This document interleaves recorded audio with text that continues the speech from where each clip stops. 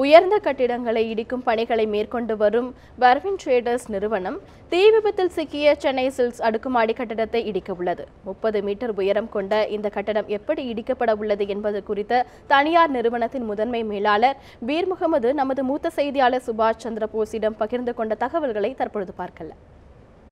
தியாகராய நகரில் உள்ள தீ விபத்துக்குள்ளான சென்னை சில்க்ஸ் கட்டிடம் இன்னும் சில மணிகளில் இடிக்கப்பட உள்ளது. இந்த கட்டிடம் எப்படி இடிக்கப்படுவது குறித்து சொல்வதற்காக பர்வின் ட்ரேடர்ஸினுடைய உயர் அதிகாரி நம்முடன் இருக்கிறார். இந்த கட்டிடம் மேலிருந்து ஒவ்வொரு பக்கமாக கிரஷ் பண்ணி அதை சுருக்கி அதை கீழே எடுத்து கொண்டு வருவதற்கான நடவடிக்கை தற்போது மேற்கொள்ளப்பட்டு வருகிறது. இதற்காக உயரக வகையான எந்திரங்கள் கொண்டு வரப்பட்டிருக்கின்றன.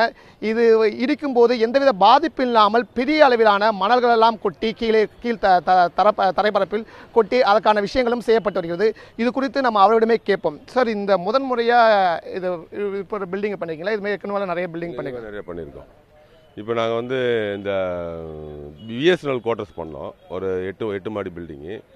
அப்புறம் இப்போ நாங்கள் லாஸ்ட்டாக லீலா பேலஸ் ஹோட்டல் பக்கத்தில் ஒரு பெரிய சைட்டு 20 மாடி பண்ணியிருக்கோம். இது எங்களுக்கு இப்போ 30 மீட்டர்ஸ். ஆக்சுவலாக எங்களுடைய வண்டியினுடைய ஹைட்டு 24 மீட்டரு.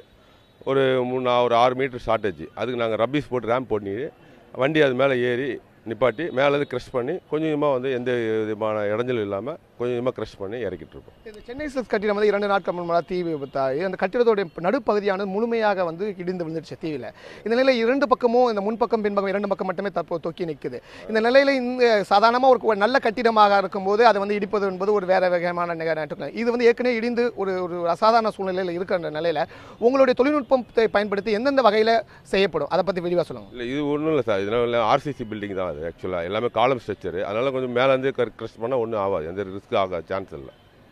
எப்படி சார், எந்த எந்திரங்கள் எவ்வளோ தூரம் கொண்டு வரப்படும்? எப்படி அந்த கொட்டும் போது கீழே விடுறதுக்கான வாய்ப்புகள் இருக்கா? இல்லை இப்போ துகள்கள் வாயில் மாதிரி தான் செய்யும். அந்த அதில் உள்ள ரப்பீஸ் கீழே உள்ள தான் செய்யும்.